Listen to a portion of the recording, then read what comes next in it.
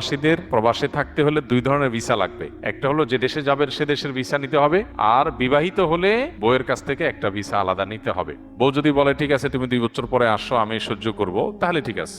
আর যদি বলে না তোমাকে ভিসা দেওয়া হলো না, তাহলে আপনি পোর্ট এন্ট্রি 4 মাসের জন্য স্ত্রীর কাছ থেকে ভিসা নেওয়া ছাড়া থাকতে পারবেন। 4 মাস পার হয়ে গেলে বউয়ের ভিসা ছাড়া থাকা যাবে না।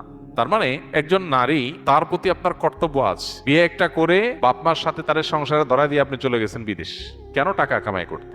তো বেচারি এখানে স্বামী ছাড়া তার যে দীর্ঘদিন বসবাস করতে হয়, এটা তার জন্য কঠিন এবং এটা তার অধিকারের লঙ্ঘন সুস্পষ্টভাবে। আমরা অনেক নারী অধিকার নিয়ে কথা বলি, এটা নিয়ে দেখবেন হুজুররা ছাড়া আর কেউ কথা বলে না। সেকুলাররা অনেক মিষ্টি মিষ্টি অধিকার নিয়ে কথা বলে, এগুলো নিয়ে তারা কথা বলবে না। কিন্তু ফিকহের আম উসুল বা একেবারে মৌলিক যে নীতিমালা আছে সেটার আলোকে যে কোনো আলেমী আপনাকে বলবে 4 মাসে বেশি স্ত্রী থেকে দূরে থাকতে হলে, স্ত্রী যদি বলেন ঠিক আছে আমাদের সংসারের উন্নতির জন্য আপনি কষ্ট করে বিদেশে থাকবেন, আমি সহ্য করব, সবর করব, থাকতে পারেন। কিন্তু 15-20 বছর হয়ে যাবে, এরপরেও আপনি আসবেন না, আপনার টাকার চাহিদার কোনো শেষ হবে না, আসছি আসছি করে ঘুরাবেন, এটা অনুচিত। আবার অনেক ক্ষেত্রে উল্টাটা হয়, স্বামী আসতে চায়, স্ত্রী বলে আরে দেশে এসে কি করবা, ওখানেই থাকো, মাঝে মধ্যে আসলা একটু।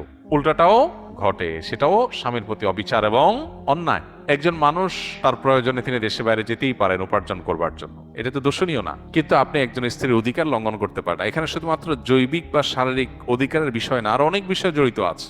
এভাবে দীর্ঘদিন প্রবাসে থাকার ফলে, বিশেষ করে বিয়ে করেই যখন চলে যায়, এই বেচারি স্বামীর বোন, মা, স্ত্রীর যে শ্বশুর শাশুড়ি এবং আরো যে নিকটাত্মীয় লোকজন আছে, তাদের দ্বারা অনেক সময় টর্চারের শিকার হয়, জুলুমের শিকার হয়, কারণ স্বামী নাই। আর